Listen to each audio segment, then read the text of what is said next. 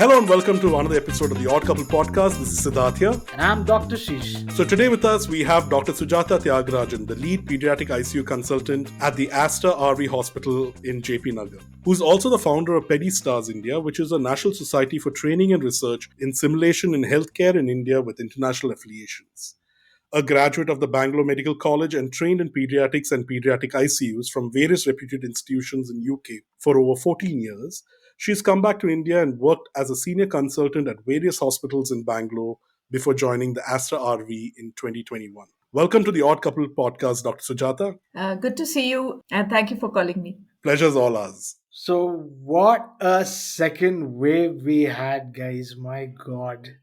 I'm just thinking that it's just about over, and we're already thinking about what's going to come next. But if we had to go back and think about what was happening, what happened in the second wave, ma'am? What do you think happened? Do you think we were unprepared, or do you think that it was just sheer numbers that, even if we prepared for the worst, we could never prepare enough? What was your view of the second wave? So, I think that's a very interesting question, Ashish. So, basically, what we found was in the second wave, if I am just sticking to children as such, we found that we saw roughly the same numbers both in the first wave as well as in the second wave. But what we found interesting was the number of children that needed hospitalization in the acute phase, that was very high in number in the second wave compared to what we saw in the first wave. In the first wave, majority of the kids were like mild illness, they managed at home, and they were incidentally found. Okay. Whereas in the second wave, we found a lot more children needing ICU services. That's what we found in the second wave. So that makes us kind of always a little bit anxious about what the third wave is going to be like. But the second wave had acute COVID in parallel with what we call the MISC, which is the post-COVID illness seen specifically in children. Ma'am, we'll come to MISC and we'll talk about MISC in a bit later and try and give more information about it. But I'd just like to take a little from the last wave which happened, because we were caught off guard in a certain sense. Like, I think if you ask me personally, I would say before the media caught on, 1 month before that, we knew the wave had started. We knew the beds were filling, right? But nobody was listening or nobody cared until it finally was like things we couldn't control, and that's when people started saying, okay, yes, now we've got, because I remember saying that, oh, there's no way the government is ever going to lock down a second wave because of the economy, which took a beating with the first wave. But we had to, there was no choice. Actually, that's the only thing which saved us, I think, pretty much. So in that sense, is there a fear that in the third wave, that are we prepared, or is that why we are scared about the third wave? So I agree with you, Dr. Ashish. So actually, I had just joined RV, and what we found was, they thought they'll open up the third floor or not. And then suddenly, no, there's no place in the hospital. Absolutely. Every bed got occupied in no time. So yeah, that was, and it happened in like within a week's time or 2 weeks' time Yeah. before we could blink and see what happened. So, yeah, I mean, the second wave, absolutely, we were not at all prepared. I think the one thing which helped us was at least the healthcare workers were vaccinated. Very true. So that kind of, to some extent, helped us, I guess, to at least, get through the thing. Because even if our colleagues had illness, it wasn't like a critical illness, although we did have a few colleagues going through the crisis. Correct.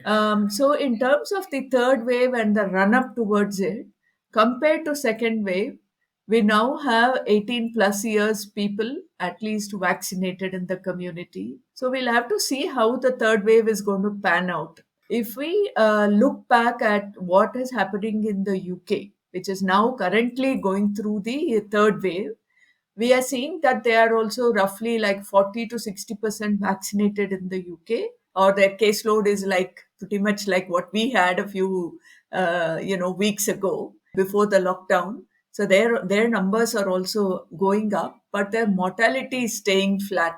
So that's the only respite we have. So I'm thinking that we'll have to just cautiously wait and watch.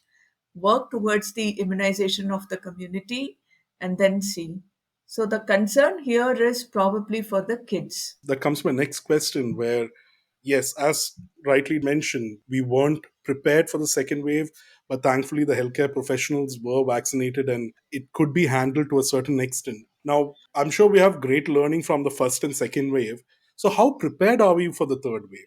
And as a layman, the only question in my mind is, when is it going to happen, more importantly? And how severe is it going to be? And we are hearing about the different variants like Kappa, Lambda, and everything else. We don't know how it's mutating. So, could you throw more light on that? On how are we prepared for this third wave and when it's going to happen? So, in the first wave, we hardly understood what the virus was. We had like multiple like trials of therapies that were tried, tested. People like threw in anything, you name it, like hydroxychloroquine, azithromycin. There were lots of things that we had tried out.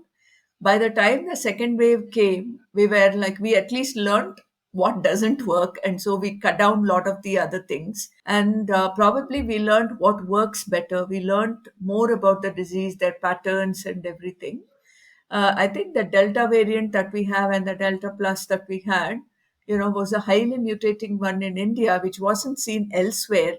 And that gave us like a little bit more challenge in terms of understanding and preparing for it. Nevertheless, I think India still managed pretty much well compared to the challenges that were thrown, especially in terms of streamlining things, in terms of how do we quarantine. Earlier the quarantine was happening in such a way that somebody in one building had even one person who had it, the entire street was locked down and Lockdown. things Correct. like Yeah. that in the first wave. And in the second wave we learned that it's already been there in the community, and we had lot of family clusters in the second wave. So we learned the way it was spreading so easily in the second wave. So a lot of kids, parents, their grandparents, everybody kind of being affected in clusters. That was a big challenge, especially when we were looking after children, when their own parents were actually ill and they themselves were admitted. A couple of our kids who were admitted, they lost their parents as well in the interim, or their grandparents. It was a very grim picture. So when we look at the third wave and how do we kind of, how prepared are we is the question that you're asking. So I think I would cautiously wait and watch. I have a few anxieties about how it may pan out. One of which is, okay, now the parents at least are going to be vaccinated. So maybe they will have relatively milder illness. So at least that way, maybe we will be coping better.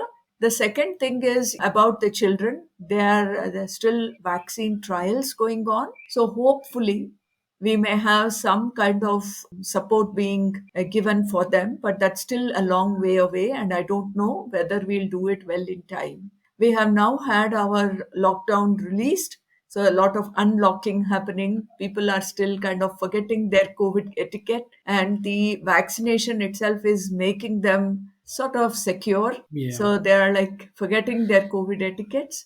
So we'll have to see how the new mutations will manifest. But I certainly see that children will be the vulnerable population. And there's a lot of prediction about the run up towards it. So the expected predictions are probably sometime September, October. October, realistically, we may see things are like really bad for kids. That is the expected run up. Now, ma'am, when you say kids, now, when I'm thinking what happened before, if you look at it now, just before the run up to the second wave, we had, like you mentioned, the medical fraternity was vaccinated, as well as the 45 and above was vaccinated. Now, was that the reason why we saw that in the second wave, the majority of people were affected were the younger adults?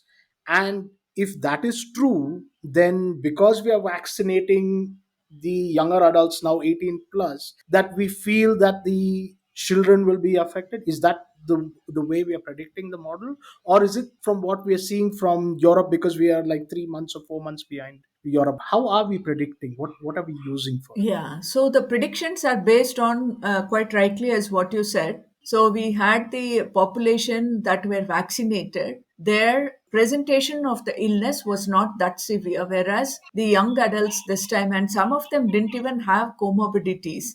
and they Mm. also presented, and they were quite critical. In fact, some of them lost their lives also while they were in ICU. So that was what we saw, and the ones with comorbidities kind of suffered even more. That's how we saw. So yes, quite rightly, that is the expected prediction model.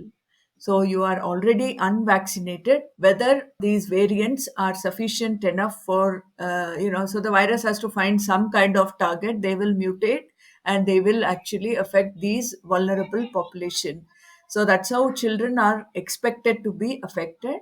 When we look at the models of the first and second wave in the other countries, we are still following the same and similar trend. We saw that the under 40s and the 18 plus being affected in the second wave significantly, even in the Western countries. So yes, that is the expected prediction model. Now, since we're on the topic of vaccination, how equipped is the current vaccine now? I've got the first dose. I'm waiting for my second dose in a couple of weeks. Obviously, both of you have got your both the dose vaccines done a while back. But my question is, how equipped are the vaccine or the vaccinated folks or the vaccine itself to handle the different mutations of this virus which is coming about? How effective will it be as a defense mechanism? Yeah, that's a good question, Siddharth. So basically, what we are finding is, in terms of the vaccination, there is different like sensitivity, specificities, and effectiveness being predicted. Especially, are you taking Covaxin or are you taking Covishield? And now you have the Sputnik and Moderna and the Pfizer vaccines kind of in the race. So these were all done and prepared for based on the first wave variants. So the Delta variant, how it has protected, very few know. But what we can tell is based on the experience of the small number of the healthcare team that got vaccinated just after the first wave. So our prediction is based on how many of those got affected in the second wave, and the fact that although it was a Delta variant, the number of people who got affected in the second wave was not that severe. That's all we can say. It wasn't that severe. It wasn't like it. And those who got affected didn't get need the ICU. Correct. Yeah. It was not severe. That was the only solace we have. So the expectation is that even though there is a lot of mutations that's happening, the vaccines that have been given so far should be good enough as of now. Now, with that baseline vaccination status, if there are new variants, how they will behave, only time can tell. But the expectation is there will be some small spike in the number of positive cases, and that people have already started thinking that, especially the healthcare teams that got, or the population that got vaccinated after the first wave, people have been monitoring the antibody levels, and they find that there is a drift down of the COVID antibody levels in these population. And so people are even thinking of booster doses for the healthcare teams Correct. and run up towards the third wave. But when we talk about these different strains and the vaccine being made for the first wave, etc., and the first strains which were there, now we keep hearing very commonly the Delta plus, the baby of the Delta. So, is there any information on whether our vaccine works for the plus or it doesn't work for the plus? So as of now, we have seen that, especially the ones that had at least one dose, okay, they also had the infections this time. And even though they had one dose of vaccine, they also did not have very severe illness. Yeah, Okay, but yeah. there is a small population that needed to enter the ICU, but still the relative outcomes were better. That's all we can say compared to the first wave where they were totally unvaccinated, and Right. that just, and we also didn't know much about the disease also. That's a combination of things. We now know how to manage COVID illness. We know how to anticipate. We have some kind of streamlined protocols, more awareness. Probably, I remember in the first wave, every day the information used to change. Whereas by the time we came to the second wave, we had some kind of protocolization happening, and we had some kind of standardization of everybody having similar approach. And we had done some studies on the first wave. We knew the use of steroids, when to use it. We know how to use the what works, what doesn't work. So we had kind of some knowledge. So it may be a combination of things that has helped us to kind of look at the outcomes in the second wave to say that maybe we were relatively better. But the numbers, even though were overwhelmingly high, we found that at least the vaccinated population, they did not have that severe an illness, and that is the key take home for us. So to say that even though there is some variation and mutation happening, some kind of protection is still there. So it's still recommended that we go ahead and get them vaccinated. Yeah, the other thing which was very surprising also, if you actually look at the graph of this wave, it's a mountain. It goes up and it just drops right down. And I don't know what to pin that to. The drop, which is so, just like the way it went up, it came down. What do we pin that to? Is it the vaccination, or the lockdown was so effective, or is it a combination of the two? What do you think I about think it's a combination of everything. I think everything? the Yeah, spike has just kind of triggered the people to get some seriousness about what's going on. correct, And the correct. lockdown had to be done to streamline the resources. And people opened up lots of, avenues to make sure that they managed these cases at a rapid level. There was rapid upskilling that happened.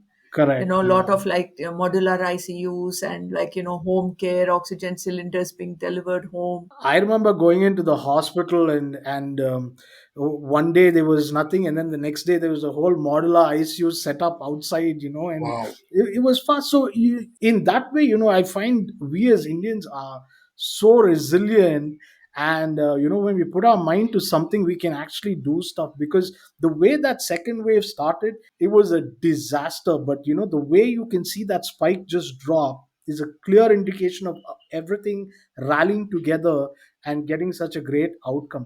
But it also leaves that little bit of a fear factor for me, that the way the last one went up, if we lose our way, which we're very capable of also, because that's another thing which we Indians are proud of. We don't care, we'll get back and do whatever we were doing before, catch up from where we left off. It can happen again, so yeah. Yeah, I don't think it's only Indians. I think there are idiots across the globe. I don't think there is any Absolutely right, absolutely. classification of country, creed, or color or religion.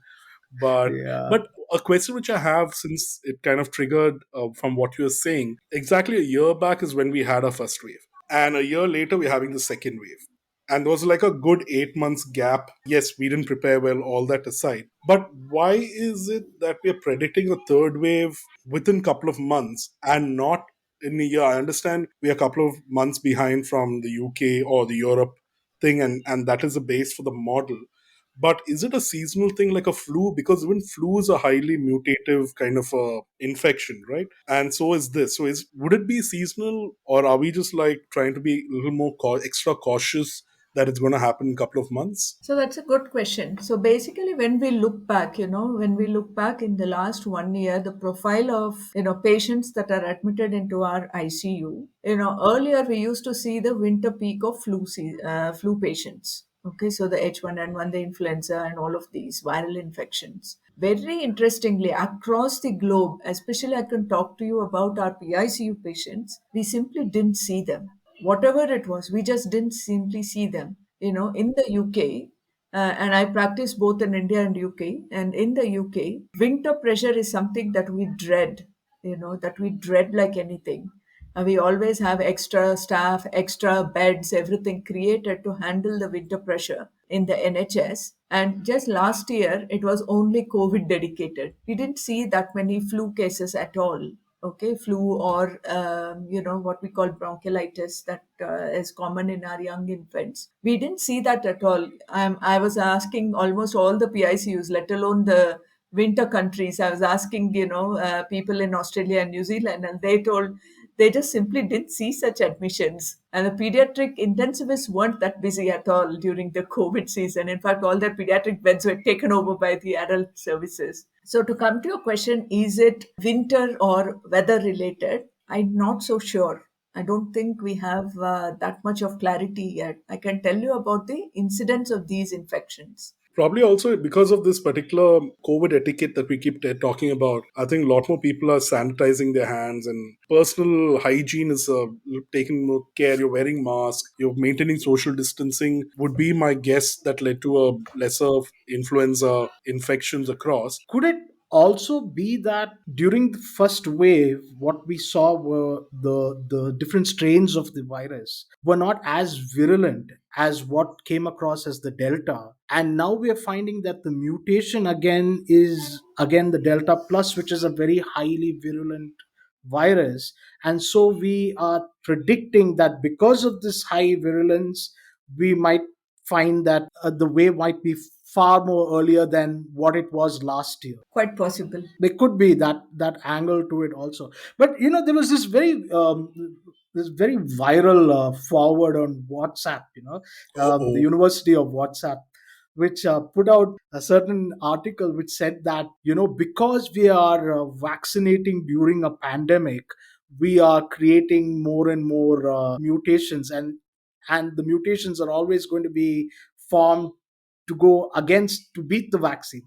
So I don't know whether it's really true. We still need to peer review that article and see what it is. But I think the virulence does have a very high role in what makes this prediction. Yeah, agree. Yeah. Wow, I got somebody to agree to something which I said. It's an amazing feeling. something that you said from WhatsApp. Exactly. No, no. It may not be just a WhatsApp thing, but I can just tell you out of what the H1N1 or the influenza vaccines that happen. So we have every year the new strains, we identify the previous year's strains, we develop the vaccines for that. Okay. We don't have a fixed vaccine which says, this is influenza vaccine and that's it. Yes. Take it. That's why we have annual flu vaccines, because we know that these viruses are mutating and we need to be prepared for that. So based on that knowledge, we can say that COVID is also SARS-CoV-2 is also another type of virus which is going to mutate. And so how virulent it is and all of that is like how you build the defense systems around it. So yes, so that matters. So we can expect the vaccine going to be tinkered on, and we will have to take another vaccine down the line, to meet all these strains which do come. They will be tinkered upon, and we can expect it. Awesome. So on that note, we'll just take a quick break and we'll be right back where we'll talk about more about pediatrics, how it's going to affect the kids, and what is the way forward that the docs have figured out on the Odd Couple podcast. Stay tuned. You're listening to the Odd Couple Podcast. Odd Couple Podcast. A Pandemia Inc. production. Are you ready? A friendly fireside chat with friends where no topic is beyond a healthy discussion, punctuated with a laugh or two. Check it out! Tune in every fortnight on your favorite podcast network. And welcome back to the Odd Couple podcast. So today with us, we have Dr. Sujata Tyagarajan, who is a specialist in pediatrics and pediatrics ICU. And ma'am, for you, I have the next question, which is on everybody's mind. And we touched upon briefly earlier that there's a lot of fear mongering that this particular strain, the next wave, the kids are going to be affected specifically. And you also mentioned that it's probably because they're not yet vaccinated. Now, how true is it, and what's the severity of this Delta plus variant on kids, and what is it that you're expecting during this third wave? So what I can tell you about our experience of what happened with the Delta variant, we don't know whether it is Delta, but that is the expected one that caused the second wave. And we found that it didn't really matter what age the kids were. So, but definitely we saw kind of under 12, quite a few. And the acute COVID, when we say, it is in the first 1 or 2 weeks, the first week of illness. Okay, so if they got unwell in the first week itself. Okay. When they become unwell in the first week itself, they are likely to need ICU. That's how we saw the trend. So by unwell, you mean the severity of Correct. the illness. Yeah. It was not like, okay, it's going into the second week and now you're getting severe. It was as soon as you fall sick, they were dropping in saturation and the seriousness was there. Okay. Yeah. So there's a big difference between how adults present and how children present. So in adults, you see this kind of happy hypoxia. You monitor their oxygen levels, and then they're still talking, but their oxygen saturations are like sitting in the 70s, 80s. Oh wow. That's how you saw in the adults, whereas that's just not the case in children. Okay, they don't have that much reserves. Our children become very irritable, tired, all that compressed in no time. So they compensate well, but when they decompensate, they just spectacularly decompensate, and then you just need to be in the ICU, get things going. So that's how it is for children. Okay. And we don't do any fancy CT scans and those kind of things. What we found also with the Delta Plus variant, the children that needed to come to our ICU, they had like at least 40 to 50% of them had comorbidities. So when we say comorbidities, these are children who are either obese or they had other illnesses such as like chronic diseases. We find like asthmatic children. Okay, they may have blood disorders, say thalassemia or leukemia, or any other, ongoing, diabetes, Renal problems, yeah, something like renal problem, nephrotic syndrome. So in our center, I almost saw every system profile in our ICU. And those were the ones who were quite sick. They needed a prolonged stay in the ICU. Okay. Compared to the relatively well children who had acute COVID. So there were kids who had COVID pneumonia, and they were the ones that needed ICU, but they didn't need to stay for too long if they didn't have any comorbidities. Whereas, especially the neurodisability ones, they needed the longest stay in our ICU. But how was the children who come into ICU? How was their recovery rate? Yeah, spectacularly good. Oh, really? So once they come in and they get the support which is required, they're a resilient lot. Then, so they bounce back. They really do well, irrespective of their comorbidities. They did very well. Okay, almost everybody recovered very well. So one other thing which we found, which was interesting in kids, was quite a few kids had appendicitis, during as part of COVID illness. So those were the kids where there was a delay in the diagnosis. Okay. So they would end up kind of waiting, watching, waiting, going to different places, not quite sure. And those were the ones, that would have a very, stormy course. Is this what we call as the MISC? If you can just elaborate what MISC is. Sure. So MISC is nothing but multi-inflammatory syndrome in children, MISC. So what we find this is, approximately about 2 to 6 weeks or 2 to 8 weeks following a acute COVID illness or an acute exposure to COVID illness, even though the child didn't get tested. So if their family had it or somebody else, they were exposed or they went to a large gathering or something like that, and the child had very mild symptoms, still it didn't predict, who would get MISC. So it could be somebody with acute COVID, like tested positive, recovered well, a mild course of illness, recovered well, or somebody who had mild illness did not get tested, a family member who was COVID positive, but child was well, irrespective of what it was, some kind of query COVID exposure or COVID illness, about 2 to 8 weeks, any in during that time, they may come with a new episode of fever. They may have like an extended spectrum of other symptoms, such as they may come with seizures, fits, or tummy pain, vomiting, diarrhea. Tummy pain was a very common presentation with MIC. And then there could be like other variant presentations. So they can come with a skin rash, swelling in the lymph nodes in the neck. So these were some of the varied presentations. And when they came in, okay, one of the common things that one of the systems that specifically gets involved is the heart. So they go into something called cardiogenic shock. And if that is little bit prolonged, they can actually have multi-system involvement as a result of that. So the key is to actually early suspicion, making sure that you think of it, test for the COVID antibodies, and test for the acute COVID as well. Some children may have both and then promptly treat them. So you check the inflammatory markers and then you promptly treat them. Their recovery is fantastic. Oh, that's great to hear. So, ma'am, another question that I have is that when should the parents take the kids to the hospital? So, when is that right time so that we avoid crowding of hospitals also? So, one of the things that COVID taught us is how to make sure that the child and the family is kept safe without reaching the hospital as much as we can. There is video consultation facility available. What we find is a spectrum of presentations. One is asymptomatic. That means incidentally, probably the other family members may be having COVID illness. The child also gets screened, and so they find that the COVID, the test is COVID positive. Whereas there are children with very mild illness, say a little bit of fever, cough, cold. Then there is moderate illness, little bit of symptoms, but the child is leading a little bit input. So the child is not eating and drinking, they're not their normal self, they're passing less urine, they're having a little bit of vomiting, diarrhea.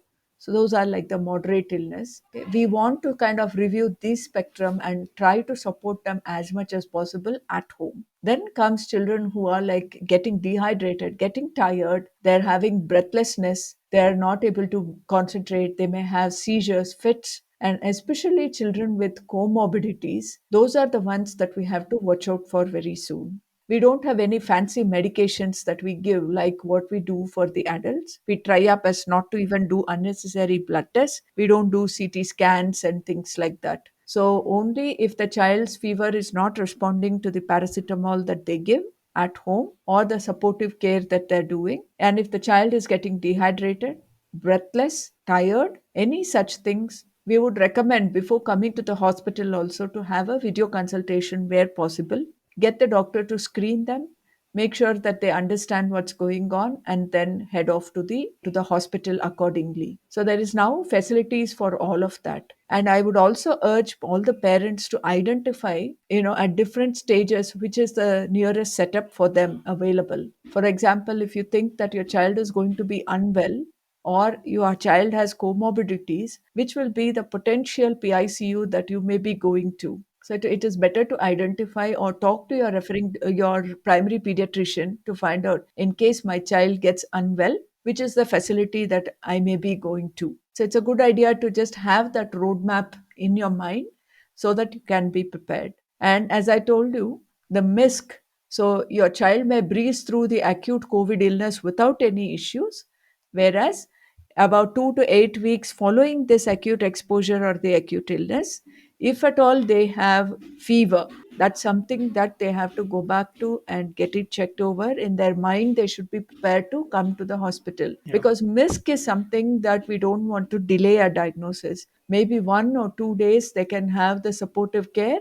By third day, if they are not getting better to get a pediatrician to review them, get the test done, and then if they are confirmed to have high antibody levels and if the fever is persisting, then get to the hospital to get the right treatment given. So most parents should keep a high degree of suspicion if you are finding your child falling sick anywhere 2 weeks after the episode of a COVID contact.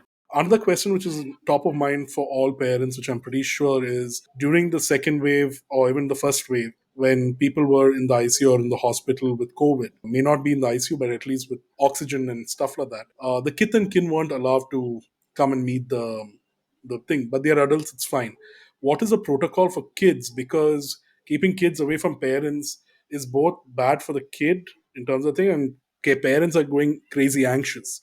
So just to allay some fears and calm some nerves, could you throw some light on that? So it's a very, very good question, and it's a very emotionally, it really took an emotional toll, not just for the parents, but also for the staff and us who were taking care of these children. So we have so-called like open policy for the parents. Okay, in PICU, we always and always allow at least one parent to be by the bedside, irrespective of COVID or not. That is the general policy we have, because we find that the children's physiology becomes very difficult to interpret if anxiety and that just throws in. If their heart rate shoot up and they're not able to take any of the treatment that we're giving, it doesn't help. But I find it very difficult to treat the child when the physiology of the parents are changing, because the way they react, sometimes it's easier to treat the child, and that's why I didn't do pediatrics, to be honest, because I can deal with the child, I can't deal with the parents. Yeah. It's tough. It's very tough. Yeah. And but that brings me to the next question, which is, because see, in the second wave, we went in and we ramped up, we brought in lots of beds which had oxygens, but what we really needed the most were the ICU beds, and that's where we were falling short. Because the oxygenated beds, okay, to a certain extent those patients will recover.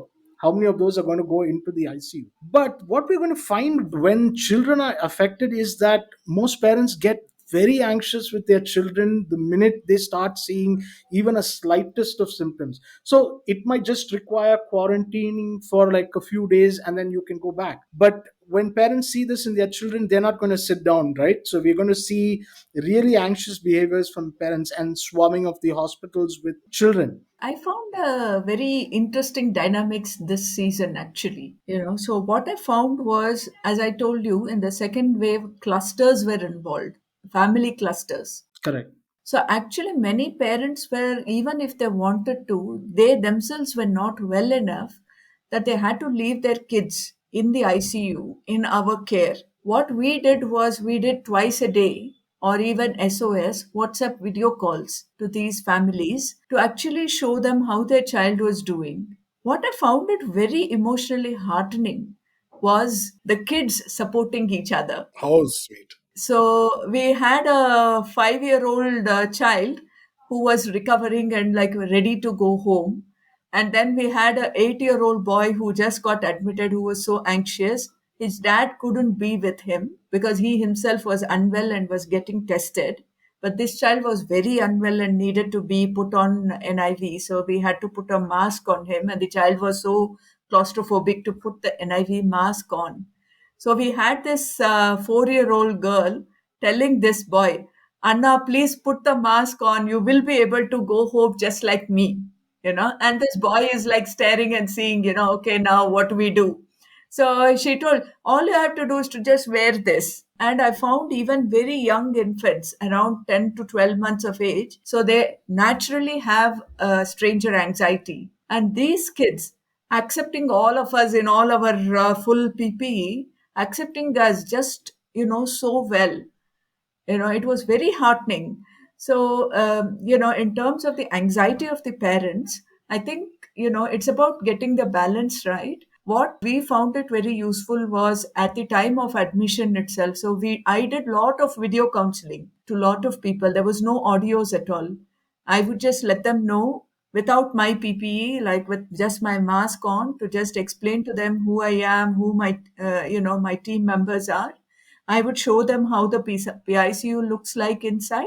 And every day, at least 2 to 3 times, we would show their child on the video. So they would see how their child is recovering, what is going on, and they felt empowered. What I found it very interesting was when the child got discharged and things like that, almost every parent took time to come and thank us and actually put up lots of Google reviews for us as well. But I found that, so, it's a low cost adaptation. It is a need of the moment. So we did lots of WhatsApp video counseling that helped them. Some of the parents who couldn't see, they told, do you mind just doing that? They were like, they became so tuned to it that, okay, at this time we are going to, and they would like readily sit there. We did even group video calls to the rest of their family members and everybody, because some were in the hospital, some were at home. There were other siblings who were anxious. So we showed everybody. So that really helped them cope a bit better. That's what we saw. But if we look, no, again, ma'am, like I think me and you are blessed to be working in a center where we call it quaternary care, literally, which is, we are like at the highest level of caregiving. But when we're going to drop down, we might not have the same support system. Most of these hospitals don't have it. Now, when you look at most hospitals, like any hospital, they'll have ICU and they'll have ICU beds. But pediatric ICUs, not all hospitals have that, right? Now, we were seeing and we have all this knowledge because we have a big pediatric unit. But there are a lot of hospitals which don't run with these ICUs. So now the whole problem is, even if we say that, okay, 97% of the children will be absolutely normal, we're only talking about those 3%, right? But what if 3% is just 1 lakh children who are really going to require the ICU beds? The problem is that we don't have enough pediatric ICU beds. Yeah. So that is the fear quotient, I think, for me. Like, if we saw a peak like the second wave, where it went up and we have 1 lakh children who require pediatric ICU, and only centers like ours have it. So that's where I think the whole ramping up really requires to be done. Absolutely true. Absolutely true. So, I think the awareness is very high now. That's where, there's a lot of preparation going on. You see, every society, say IAP, Indian Academy of Pediatrics, even the state and central governments are like working towards it. Right now, almost every government hospital facility, even in the adult centers, are told to stock up the equipment and also keep at least 10 to 20% of their capacity of what they have right now reserved for children. So earlier we had given away all our pediatric beds to adult services. It's the other way around now. So they have all been earmarked, and there's a lot of simulation drills going on. There's a lot of awareness being given. There's multiple meetings happening with various levels of people. So it is at the nursing level, at the procurement level, at the the medical fraternity level, at the district level, at every individual center. And most importantly, a lot of ramping up is happening for the tele services. Each center or is trying to adapt as many districts as possible to provide that ongoing like support. We are also working towards it to see how we can associate ourselves with some key districts so that it's a throughput for them. We feel like we have supported them. We have like created a nursing module as well so that we can rapidly upskill them. We're working with some NGOs who are also kind of coming up with the procurements of what items we need and how to rapidly set up, say, a COVID care center. How do we model it for the care of children? And if at all we have to put up a modular PICU, how do we ramp it up? What equipment we need? So we have drawn up like a blueprint for each of these so that now if anybody contacts us, well, I'm like stuck, I need to like rapidly set up a 5-bedded ICU, we'll be able to provide that help. So there's a lot of thinking going on to that effect. In fact, we in our center also have modular unit which we have converted into a pediatric ER, and we showed them how within 3 hours we can set up a pediatric ER. So we have we have taken a video of it to show how it can be done. So there are ways to handle it, and there are, people have thought through this process. So to empower a lot of districts and everybody to handle the numbers and the skill needed to ramp it up. So there are a lot of like apps and everything being created right now so that we Yes. can like train people at a short notice. No, but that's the beauty of also what we find, like, what I mean, if you look at the good side of all this coming, what COVID has taught us is how we just adapt to these type of scenarios, like how the tech side has come in, and the IT company has done so much, for like online buying, for creating apps for telecommunication, etc. We have the government who's come in and removed so much of the red tape to set up these type of centers for producing all these oxygen, etc. I mean, yeah, we were caught off guard, but I think we kind of bounced back really well and to the best we could, and kind of pull out something out of all that disaster which was around us. So, ma'am, do you think that we're going to find a vaccine being rolled out for children? I mean, because the in the last wave we just barely got across with Covaxin and all, which were lagging behind in their phase trials. So how far are we in getting the vaccine out for children, and can we see it in the near future? Yeah, that's a good question, Ashish. So basically, right now we have quite a few, like 2 years and plus. We are doing the vaccine trials, but predominantly it is 12 years and plus that we are looking at. And, so far the trials are a little bit reassuring. We think the real rollout can happen only close to like September, October. We're not looking earlier than that, certainly, because we need at least like good 3 to 6 months to just see how things are, check their antibody Correct. levels and things like that. I think we had some fear initially about vaccine rollout, and the enrollment for these trials have been quite challenging, especially during the peak of second wave. to roll out for these. But interestingly, most of the kids that were enrolled were all doctors' kids. That is very reassuring.